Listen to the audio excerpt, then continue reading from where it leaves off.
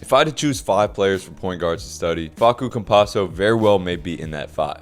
He's not the tallest at all, but he has an unreal feel for the game, a great balance between simplicity and creativity, plays aggressive, strategic defense, and he's an absolute killer, even when he's not scoring the ball. So in this video, I'll break it all down, and hopefully you can take something from it to add to your game and become a better point guard.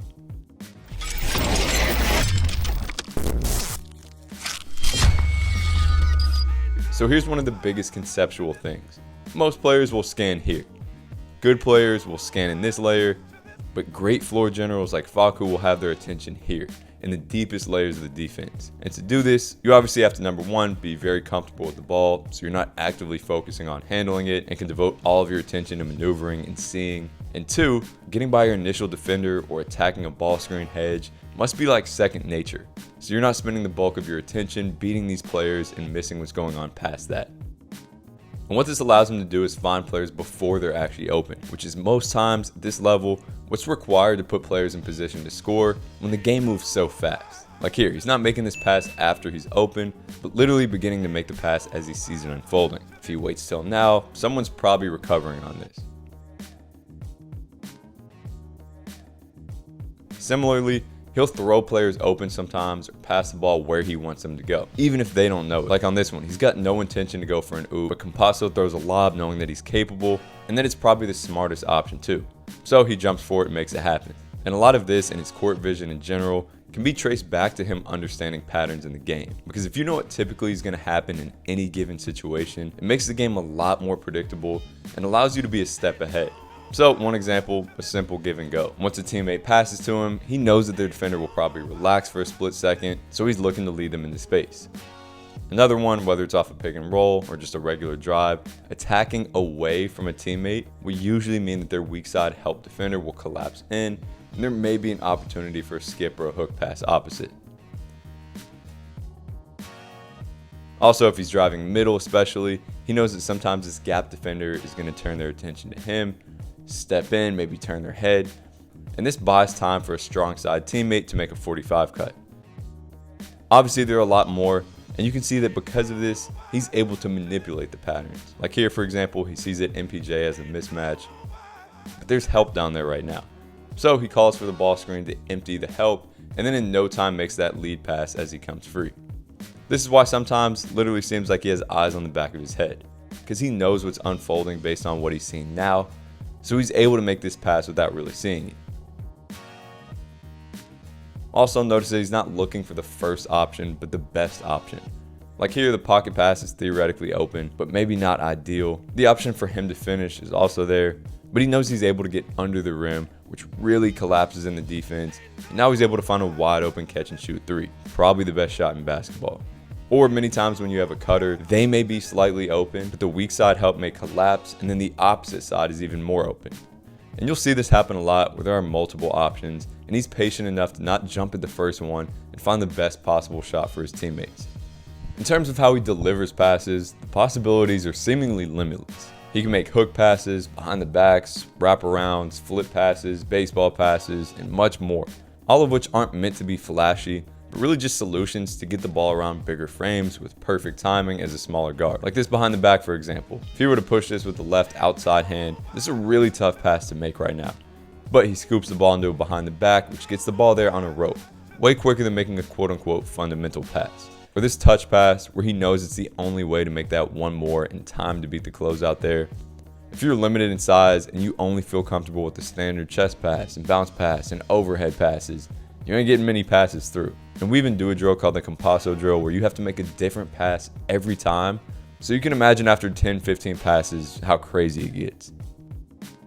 Plus, this ability really bails him out in times where the defense anticipates it well or takes away the original option.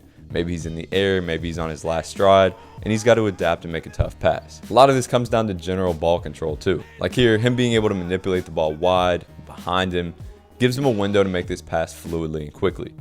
So oftentimes in my experience, just helping players get better control of the ball has helped them more readily act on the passes that they see and has made them better passers. Also, watch out at times, he'll get very deep into the defense, all the way to the baseline to make a pass. I wouldn't advise you to do this if it's not needed, because obviously that baseline can pretty much serve as a defender. But these can also buy you a bit more time for the defense to end up out of position. And it's going to give you a pretty clear lane along this baseline, since most times there aren't defenders out of bounds. And this brings up the concept of timing. Finding the perfect time, not too early, but not too late to make the pass. Because you want to make sure your teammate has enough of an advantage and is in the best position to score, which sometimes takes waiting or getting deeper into the defense like here. But if you wait too long, the defense rotates, your teammate's momentum carries them into defenders and more. So sometimes it's worth passing it early like here. This is something with no right or wrong answer. It just comes from a ton of experience, but he's unbelievable at it. He's also developed tools like this where he's letting that ball float or spin in his hand to buy him time to then make the best decision at the best timing possible. And sometimes he'll wait really long too, like all the way into the jump on a finish and then dump it off to ensure that those shot blockers jump too. And by the time they hit the ground, his teammate is already with the ball going up into their layup. Or obviously sometimes it's just an unscripted last second audible out of a layup, which is tough in itself but needed if you want to be a good point guard. I also think it's important to point out how tough it is to make passes at this speed, where he's really booking it and puts it on a dime. And speaking of high speeds, he's a really effective transition passer, primarily because he keeps it so simple. There's an easy pass, there's no point of delaying it. If not, he'll probably slow it down a bit to let his teammates run their lanes, and then find one to lead them into space and let them work. Obviously, this is easier when you have really good players to feed, but trust your teammates here.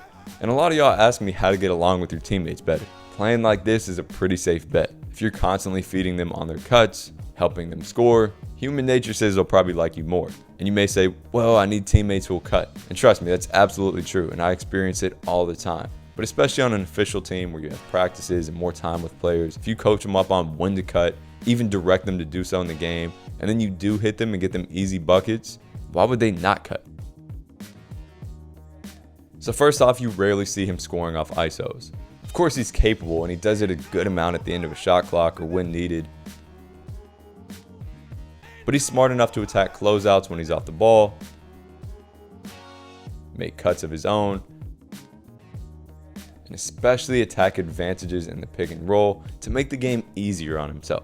And in terms of attacking these pick and rolls, there are a couple things to notice specific to him. Being such a good passer, a lot of teams will play a drop coverage where this hedge big is staying closer to the screener so this doesn't happen. Which honestly makes it super easy for him to just attack straight downhill and get into a little floater. This is just another reason to become a big passing threat. Obviously, if they go under or fall back a bit, he's a shooting threat.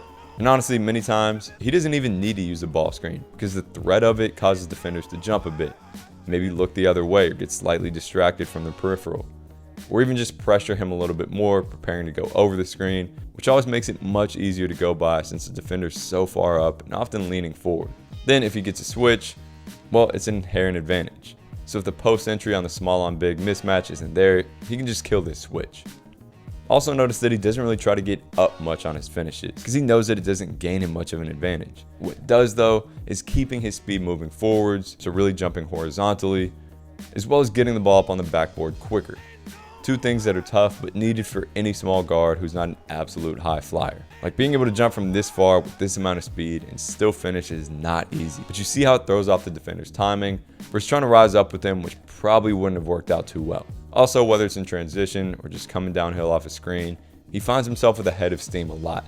And rather than just going straight line to the bucket against a more physically imposing defender, many times he'll get the defender's hips turned and then quickly finds a way to switch back the other way. So by the time they recover, flip their hips, he already has enough of an advantage.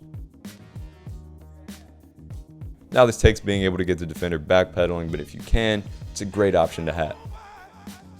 He's also very crafty using up and unders very consistently to cover more ground from his defender as he gets to the opposite side and uses the rim to protect the ball. And he's way more physical than you'd expect.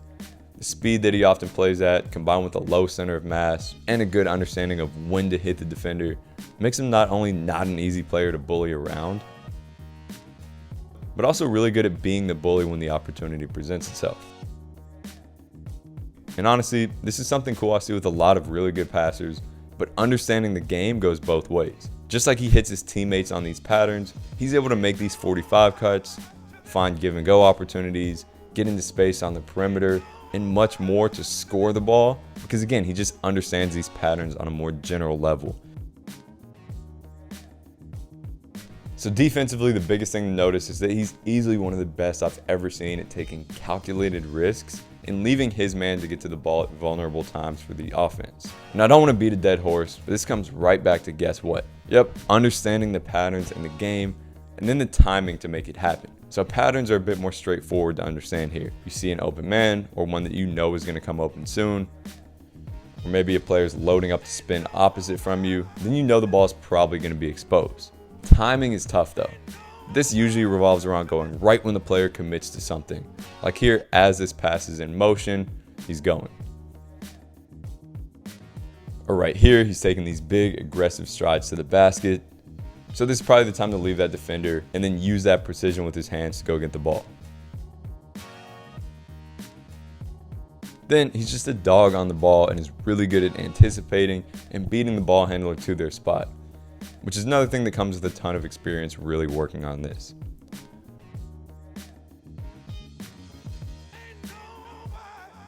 So hopefully you guys enjoyed this video, picked up some patterns in the game that you can take with you, and some little technical points that you can apply as well.